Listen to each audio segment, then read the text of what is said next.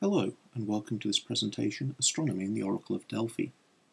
I'm Alan Salt, I'm one of the archaeoastronomers at the University of Leicester, and for the past few years I've been looking at various aspects of Greek astronomy, including trying to work out when Apollo's birthday was. Now, it might sound like a trivial problem, but actually it could have some importance for ancient history. The reason is that Apollo was the god who informed the most famous oracle of the ancient world. He had the Oracle of Delphi. And the Oracle of Delphi is one of the most important sites in Greek religion. It's been described here as the original Agni art, and it's thought of as being a way of being able to get a message to the god, but also, more importantly, get the reply back. And we have inscriptions showing that it was used as a source of advice for individuals, but also even for city-states. When Athens was threatened by Persia, they actually sent to the oracle to ask for some advice. And they took the advice, and ultimately this is why they decided to fight the Persians at the Battle of Salamis. Now, this is all great, but when do you actually go and ask the god? And originally it was only on one day of the year. And best of all, we actually have a record of that date, because it was written down by a priest of Apollo called Plutarch, who was writing in the 2nd century AD. And he tells us that the oracle was originally only consulted on the 7th day of the month of Bisios. That's when he came home to Delphi after spending time in the north. He also gives us other clues. For instance, he says the word Bisios is often confused with Physios, which means growth, and this is about the time that Bisios occurs, and with other inscriptions we can say that Bisios would have been around February-March time. Later on, when the oracle became more famous, they expanded the time that they take consultations for. But for the earliest consultations, it was on just this one day. So if we have the date, as recorded by Plutarch, it should be dead easy to work out what date Apollo was born in our own calendar. Unfortunately, there's a couple of problems. One is that the Greek calendar is lunar.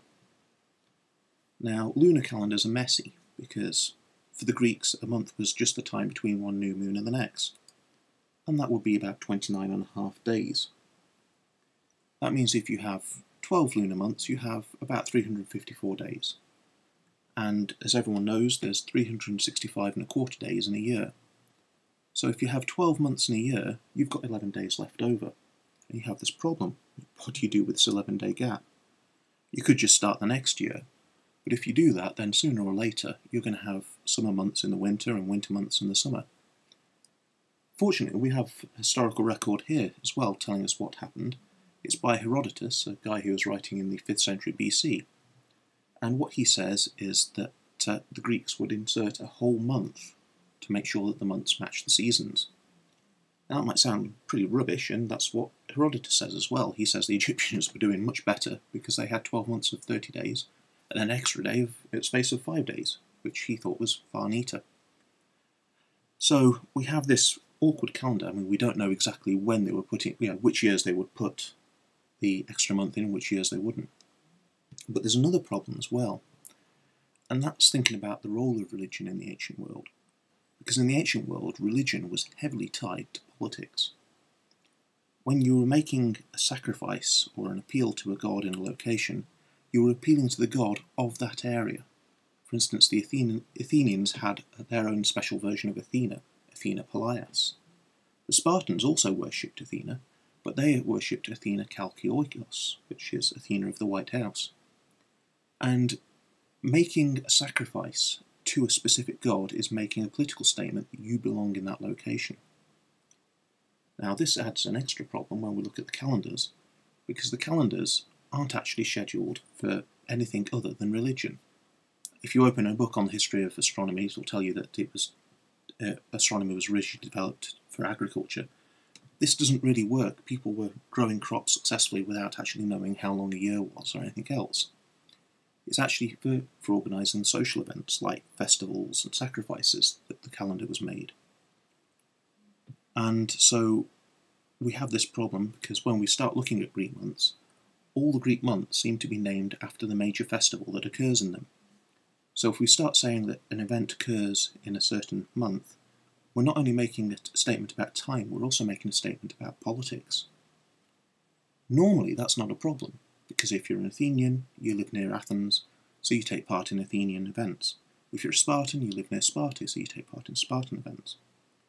But if you've got a pan-Hellenic event that's drawing people from all over the world, or all over the known world at least, then you have a problem because you can't tell people what month something occurred in. So we have a place, here we are, Delphi, which was thought by the Greeks to be in the middle of the world, and this was holding an event which it was attracting people to from across the Mediterranean, and as you can see they come from far and wide to consult this god. So we have this problem. How do you actually tell people what time to come if you can't actually tell them what month you're holding the festival in?